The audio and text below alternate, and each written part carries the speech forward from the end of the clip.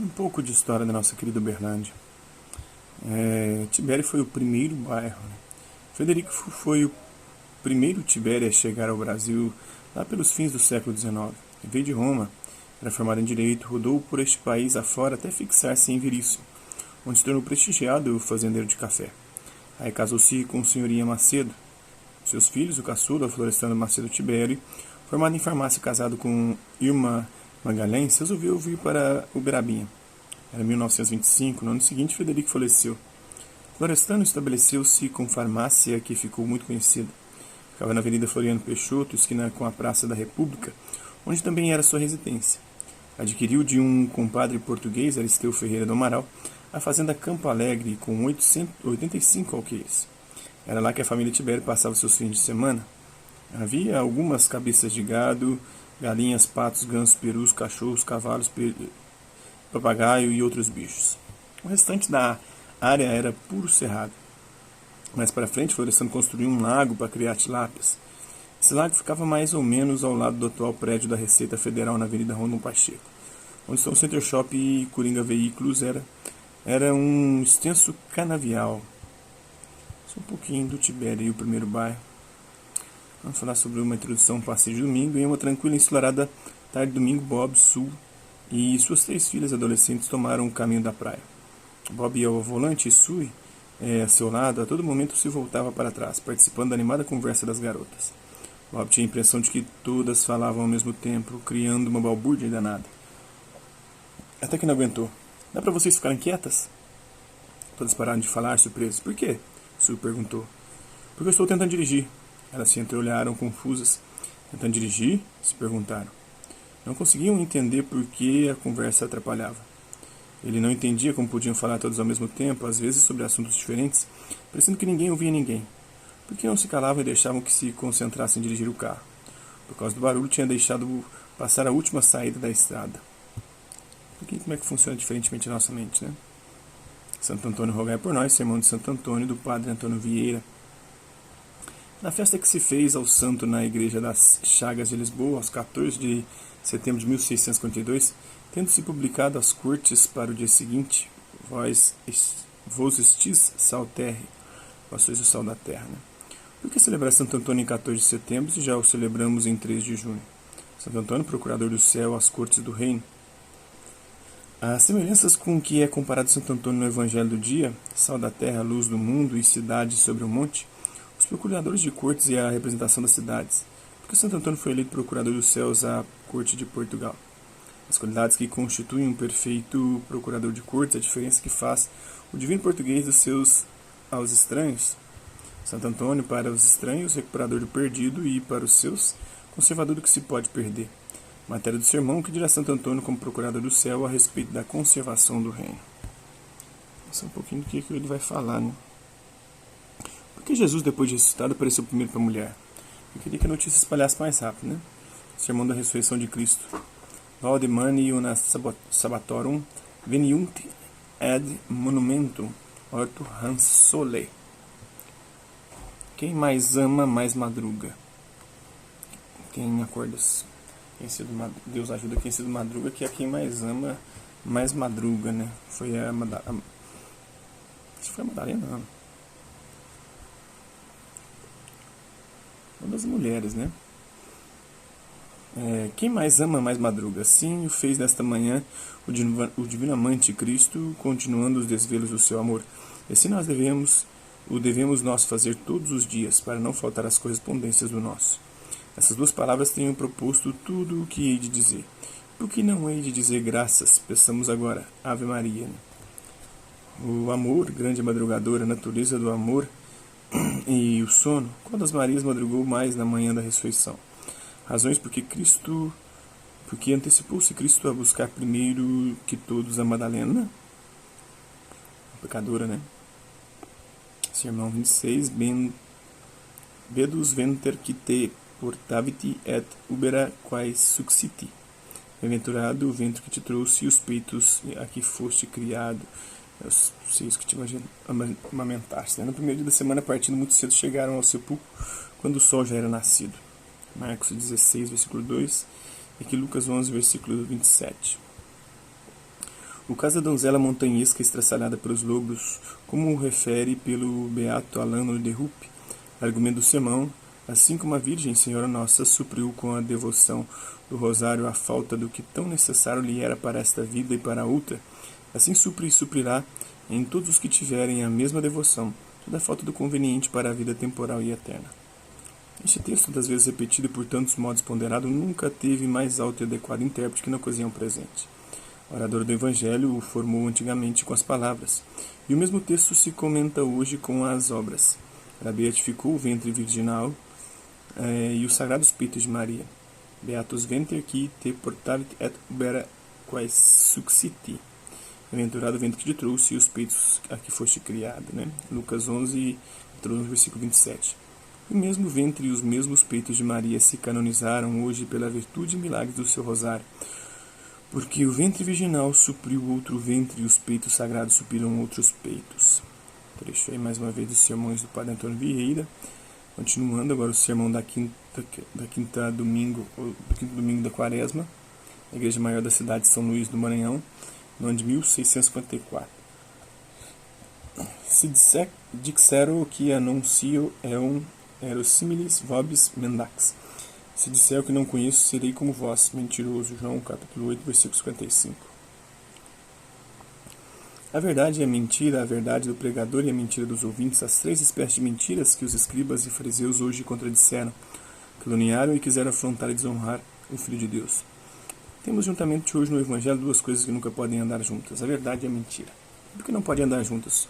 Por isso as temos divididas. A verdade no pregador e a mentira nos ouvintes. O pregador muito verdadeiro, o auditório muito mentiroso. Uma e outra coisa disse Cristo aos escribas e fariseus com quem falava. O pregador muito verdadeiro, si veritatem dico vobis, se vos digo a verdade, João 8,46. O auditório muito mentiroso, ero similis vobis mendax. Serei como vós, mentiroso, João capítulo 8, versículo 55.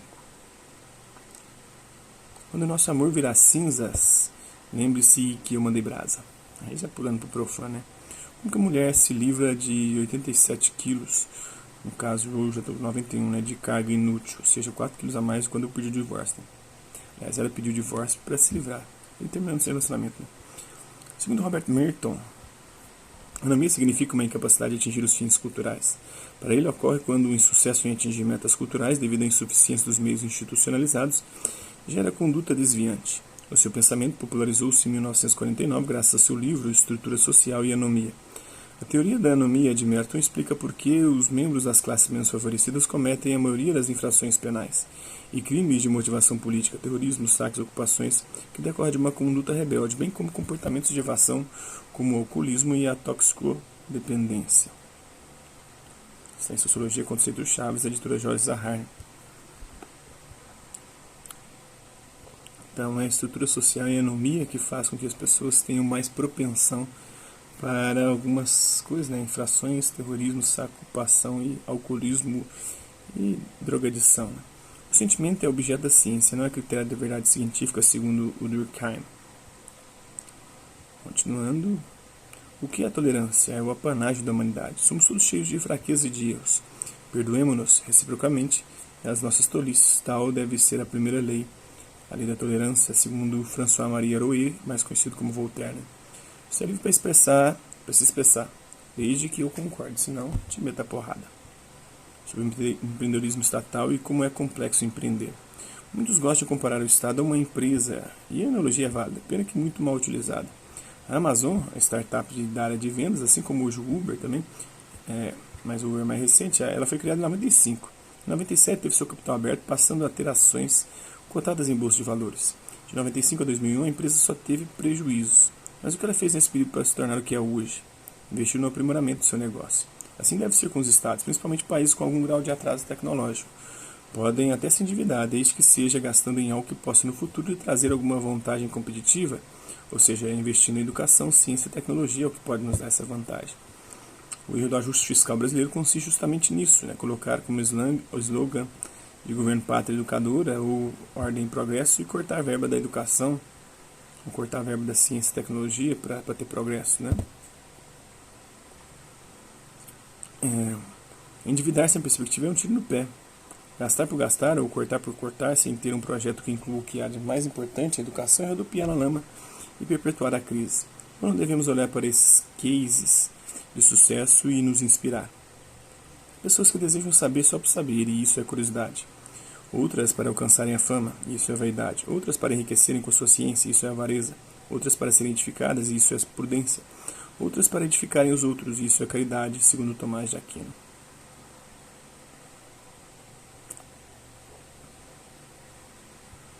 Continuando, né? Sobre o verde e amarelo da bandeira.